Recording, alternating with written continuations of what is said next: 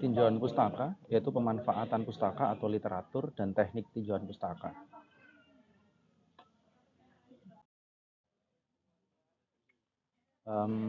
Kita bahas terlebih dahulu tentang topik penelitian. Apa itu topik penelitian?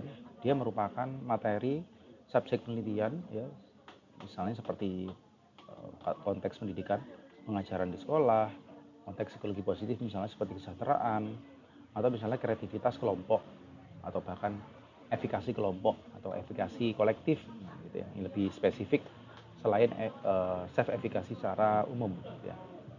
Ada beberapa tips ya untuk kita menentukan topik penelitian. Kita buat terlebih dahulu abstrak tentang topik tersebut dalam beberapa paragraf ya. Tidak perlu sistematis atau tidak perlu melihat bagaimana struktur kalimatnya, benar nggak ejaannya. Jadi kita bikin abstraksi saja ya. Beberapa paragraf ya.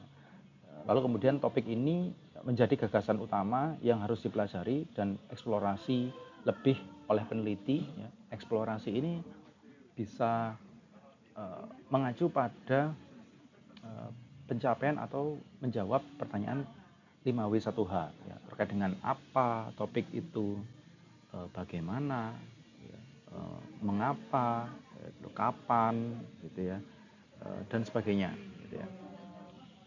Topik penelitian dapat difokuskan pada spesifikasi tertentu.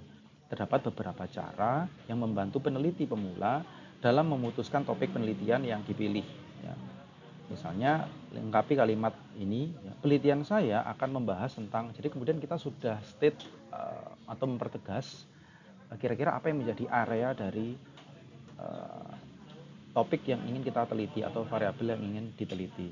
Lalu buat kerangka jawaban atas pertanyaan tersebut hingga pembaca atau orang lain memahami maksud tujuan dari proyek penelitian tersebut. Jika kita ingin menilai sejauh mana kerangka berpikir atau kerangka proposal kita secara sistematis disampaikan, kita perlu meminta review dari orang lain. Umumnya orang yang umum atau orang yang awam tentang tema yang ingin kita angkat.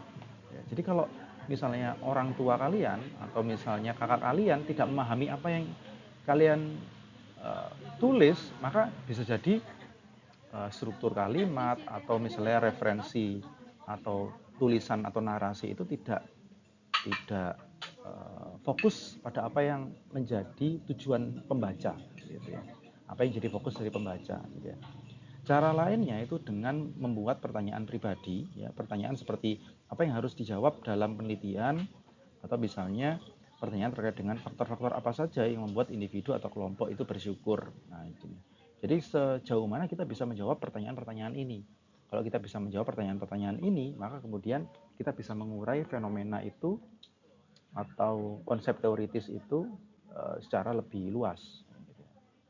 Nah, ada kesalahan-kesalahan umum terkait dengan topik penelitian. Seringkali kita membuat kerangka penelitian itu dengan bahasa yang rumit atau kompleks. Sehingga kemudian pembaca itu sulit untuk menangkap, atau kadang pembimbing itu sulit untuk memahami apa yang menjadi tujuan tulisan tersebut. Menuliskan judul penelitian sebelum menentukan topik penelitian. Jadi jangan tulis judulnya dulu ya. Kenapa? Kalau orang membuat karya itu dia tidak memulai dengan judulnya ya. Tapi dia membuat karya dulu ya. Seperti lagu atau puisi. Jadi dibuat dulu karyanya. Setelah selesai, karya selesai, itu kemudian diberikan judul. Gitu ya. Kalau memang secara administratif di kampus kita diminta untuk menyetorkan judul, maka kita harus temukan garis besar topik riset terlebih dahulu. Nah, gitu ya. Baru kemudian kita tentukan mana judul yang paling pas. Gitu ya. Lalu kemudian gunakan kata atau kalimat yang penting. Ya. Jangan kemudian kita boros kata atau kalimat karena ingin menarasikannya dengan panjang, tapi nggak ada esensinya, gitu ya. Baik pada topik riset atau bahkan pada judul penelitian. Gitu ya. Jadi ringkas saja judul itu. Peneliti berargumen bahwa topik yang dipilih pasti terbaru. Nah, ini tanpa membaca atau terbuka dengan hasil penelitian terdahulu. Nah, ini menjadi kesalahan umum karena seolah-olah penelitiannya adalah penelitian yang pertama kali dilakukan. Nah, gitu. Ini narsis ya, seolah-olah nggak ada ini yang melakukan penelitian ini. Nah, gitu. Jadi kita perlu baca terlebih dahulu literatur dari berbagai sumber database yang eksis, gitu ya, yang juga dilanggan oleh perpustakaan kampus. Gitu ya. Kurang dalam mengikuti tren atau hasil penelitian dan ilmu pengetahuan yang terbaru, sehingga kemudian kita tertinggal oleh tren-tren yang sebenarnya riset itu sudah banyak berkembang di masa lalu, gitu ya. Dan kita tidak menangkap hal-hal yang menjadi urgensi di masa depan. Jadi kita perlu, jadi topik atau variabel penelitian itu ada trennya, rekan-rekan. Kita perlu lihat sejauh mana tren itu berkembang. Nah, kita mencoba untuk membuat tren yang baru atau mengisi tren-tren yang memang belum ada. Topik penelitian, ya, kita perlu mempertimbangkan pemilihan topik, ya. Apakah topik itu sekedar menambah pengetahuan yang sudah ada atau benar-benar ingin menambah pengetahuan yang sangat baru, gitu ya. Kalau memang tujuannya adalah ingin mengembangkan pengetahuan yang sudah yang belum ada, jadi ingin mengembangkan pengetahuan, maka nanti salah satu metodenya harusnya kualitatif, karena tujuannya adalah pengembangan pengetahuan. Kalau tujuannya adalah untuk memverifikasi atau memvalidasi teori, maka nanti metodenya adalah kuanti. Ya.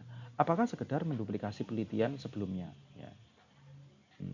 Harusnya bukan hanya menduplikasi, tapi kita melakukan replikasi. Kalau duplikasi ya kita hanya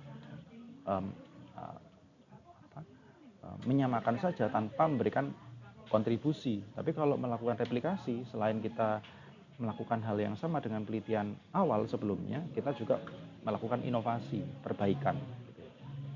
Apakah berusaha menyuarakan kembali hak-hak, ya, kelompok atau individu yang termarginalkan, membantu keadilan sosial, atau justru berusaha mentransformasi gagasan dari peneliti sebelumnya? Hal ini berpandangan bahwa pendekatan yang dipilih tidak bebas nilai. Nah, ini konstruktivis, terus kemudian pragmatis, ya, atau emansipatoris. Harus dilakukan oleh peneliti pemula. Apa yang harus dilakukan? Pertama, permasalahan dan pertimbangan memilih topik penelitian dapat diatasi dengan pertama, peneliti memanfaatkan sebanyak mungkin waktu di perpustakaan untuk membaca berbagai literatur tentang topik yang akan diteliti.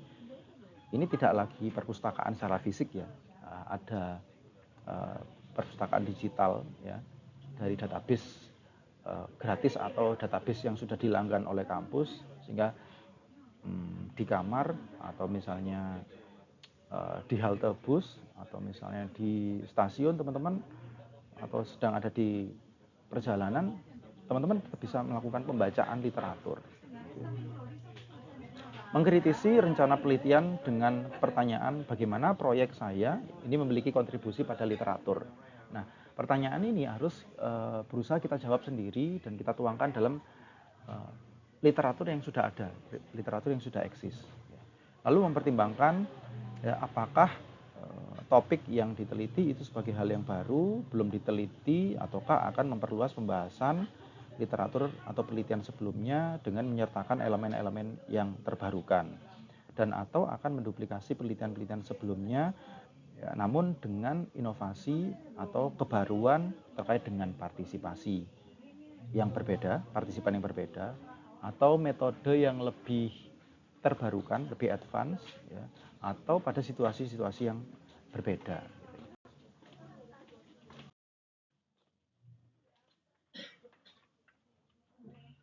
Nah, akhirnya kita perlu membahas tentang tinjauan pustaka, ya. Apa isinya atau apa tujuan dari tinjauan pustaka? Yaitu menginformasikan, memberikan gambaran, ya, kepada pembaca. Ingat, ya, tidak lagi kemudian menginformasikannya kepada diri sendiri sebagai peneliti, tapi kepada pembaca. Tujuannya adalah secara terbuka memberikan pengetahuan kepada pembaca. Jadi produksi ilmu pengetahuan sebagai tujuan akademis kita, itu memberikan pengetahuan atau memberikan cahaya bagi pembaca, ya, yang melibatkan hasil-hasil penelitian yang berkaitan erat dengan penelitian atau topik penelitian yang akan kita lakukan di masa depan. Menghubungkan penelitian dengan literatur yang ada dan mengisi celah-celah dalam penelitian sebelumnya. Ini terkait dengan kita mencapai atau menangkap keterbatasan atau limitasi dari penelitian sebelumnya tadi. Bagaimana kita memanfaatkan pustaka atau literatur? Pertama, meminta saran pembimbing atau calon pembimbing tentang keinginan mereka. Jadi riset kita itu bukan proyek pribadi, gitu ya. Ada keterlibatan, ada sumbangsih dari orang lain, co-author, bisa pembimbing atau supervisor, tentang keinginan mereka terkait dengan penyajian tinjauan pustaka ini, gitu ya. Apakah kemudian tinjauan pustaka kita terlalu banyak, ataukah tinjauan pustaka kita tidak esensial, lebih banyak hal-hal yang tidak berguna dibandingkan yang menjadi tujuan riset kita, ya, dan sebagainya. Disajikan secara jelas dan dapat meringkas berbagai literatur yang relevan dengan masalah penelitian. Namun jangan sampai terlalu rumit dan komprehensif karena pihak fakultas mungkin membatasi, ya, biasanya tidak lebih dari 20 halaman. Ini kalau misalnya kita menggunakan template skripsi tugas akhir. Kalau misalnya template-nya adalah template artikel, maka ada proporsinya. Misalnya kajian teori itu sudah include di bagian pendahuluan, maka dia persentase dari seluruh naskah itu berapa persen atau berapa ribu kata, bisa begitu. Ini disesuaikan dengan template atau kebijakan dari, kalau di kampus, kebijakan dari direktorat akademik misalnya, atau kalau di publikasi jurnal ilmiah, maka kita mengacu pada kriteria pengelola jurnalnya. Setiap pendekatan penelitian itu mengarah pada perbedaan dalam pemanfaatan pustaka. Nah, pada pemanfaatan pustaka dalam riset kualitatif, itu pustaka secara konsisten berdasarkan asumsi-asumsi yang berasal dari para partisipan, ya, tidak memberi ruang atau terbatas, ya, ruang bagi pandangan pribadi peneliti.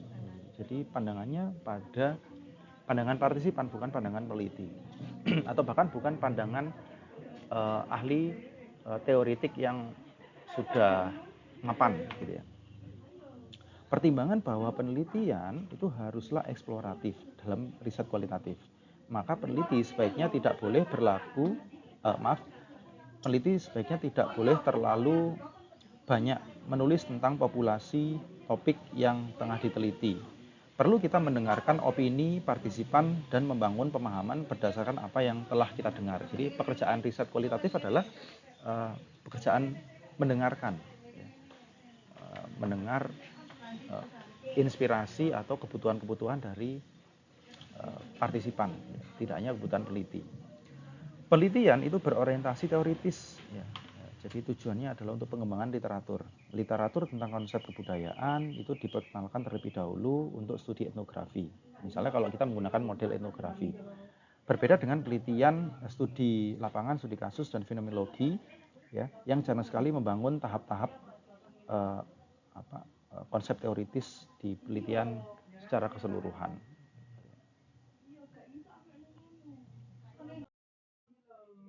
Nah, ini adalah beberapa strategi dalam penulisan tinjauan pustaka, ya.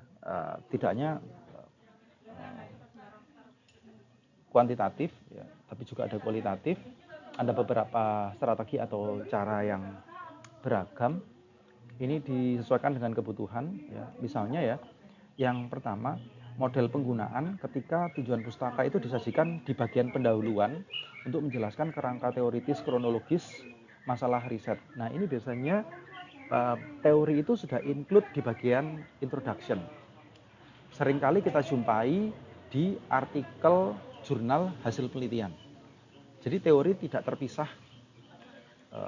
dari pendahuluan. Jadi pendahuluan sendiri atau latar belakang sendiri, teori sendiri, enggak. Ini jadi satu. Jadi terintegrasi di bagian pendahuluan. Ya, kriterianya itu harus ada beberapa literatur yang tersedia. Secara jelas itu menunjukkan literatur. Strateginya dapat digunakan dalam penelitian kualitatif ataupun jenis strategi yang lainnya. Kuantitatif juga ada yang menggunakan pola atau model seperti ini. Lalu ada model penggunaan tinjauan pustaka yang disajikan secara terpisah dengan bagian tinjauan dengan menunjukkan bagian tinjauan pustaka atau kajian literatur gitu ya. Jadi latar belakang sendiri, tinjauan pustaka sendiri. Nah, kriterianya itu lebih disukai oleh pembaca yang terbiasa dan nyaman dengan pendekatan positivis yang tradisional. Ini penelitian-penelitian kuantitatif sebagian besar seperti ini. Nah, biasa itu diterapkan dalam penelitian yang menggunakan teori yang kuat di awal penelitian seperti ini kaitannya tidak hanya etnografi dan kajian teori kritis ya, tapi juga penelitian-penelitian kuantitatif yang memang teorinya sudah eksis dan tujuannya untuk memverifikasi atau memvalidasi teori. Ya. Nah, pada riset kualitatif yang juga khas adalah ini, tinjauan pustaka itu disajikan di akhir penelitian setelah bagian metode. Ya. Jadi di bagian hasil dan diskusi itu teori disajikan di sana. Biasanya berjudul bacaan atau literatur terkait sebagai dasar untuk membandingkan dan membedakan hasil penelitian dengan apa yang tersedia di literatur. Literatur itu apa? Ya hasil penelitian terdahulu atau kemudian eksistensi penggunaan handbook yang sudah ada. Cocoknya pada penelitian kualitatif yang sifatnya induktif. Literatur itu tidak membimbing atau tidak mengarahkan hasil penelitian gitu, atau tidak literatur diposisikan sebagai penjelas dari temuan studi hasil dan interpretasi penelitiannya gitu ya. Jadi teorinya menjelaskan itu dan mengarahkan, tidak membimbing dan tidak mengarahkan penelitian gitu ya, tetapi menjadi petunjuk dan pembanding atas pola-pola atau kategori yang diperkenalkan gitu ya. Jadi posisi teorinya adalah pembanding ya, atau penjelas dari pola-pola yang sudah ada berdasarkan hasil penelitiannya. Strategi meletakkan tinjauan pustaka di akhir penelitian itu digunakan pada seluruh jenis penelitian kualitatif secara umum ya. Umumnya pada yang seringkali digunakan adalah grounded teori atau penelitian lapangan ya, atau penelitian etnografi ya, studi kasus, nah gitu ya, karena tujuannya adalah untuk pengembangan teori gitu. Nah, dalam memanfaatkan pustaka dalam riset kuantitatif ya, sejumlah besar literatur utama itu disajikan di awal atau bagian pendahuluan dan ataupun bagian terpisah, yaitu tinjauan pustaka gitu. Biasanya kalau di skripsi bab 2 gitu ya. Untuk memberikan arah atau petunjuk atas pertanyaan-pertanyaan penelitian dan hipotesis penelitian. Penggunaan literatur itu bertujuan untuk memperkenalkan masalah atau menggambarkan secara detail literatur sebelumnya dalam bagian khusus yang berjudul literatur terkait ya, atau tinjauan pustaka ya. Dan ini tersaji dalam judul atau bab tersendiri. Tinjauan pustaka itu ditulis dengan tujuan untuk memperkenalkan suatu teori hingga suatu penjelasan atau hubungan-hubungan yang diinginkan sesuai dengan batasan penelitian, dan menggambarkan teori yang akan digunakan dan menjelaskan mengapa teori tersebut penting untuk dikaji, sehingga kemudian kita bisa menentukan hipotesis didasarkan pada teori yang sudah tersedia. Nah, ketika kita memanfaatkan tinjauan pustaka ya, ada beberapa cara penyajian. Pertama, melalui model integratif, yaitu peneliti menyimpulkan tema-tema umum yang terdapat dalam literatur gitu ya. Umumnya ini digunakan pada penelitian-penelitian disertasi ya, karena tema-tema ini dikumpulkan didasarkan pada literatur yang beragam ya, tidak hanya bersumber pada satu paradigma atau satu framework konsep teori, jadi kemudian ini diintegrasikan. Atau misalnya model teoritis, bahwa peneliti fokus pada teori-teori dalam berbagai literatur yang berhubungan dengan masalah yang diteliti, banyak digunakan dan sering muncul pada artikel-artikel jurnal hasil penelitian. Atau misalnya model metodologis, bahwa peneliti fokus pada metode-metode dan definisi-definisi. Biasanya menyajikan ringkasan atau penelitian-penelitian sebelumnya dan kritik atas kekuatan dan kelemahan metodologi dalam penelitian sebelumnya, ya, yang jarang digunakan, yang biasanya ini jarang digunakan pada tesis dan disertasi. Gitu. Untuk diskusi dan pertanyaan, teman-teman bisa tuliskan di kolom komentar dan diskusi di kelas.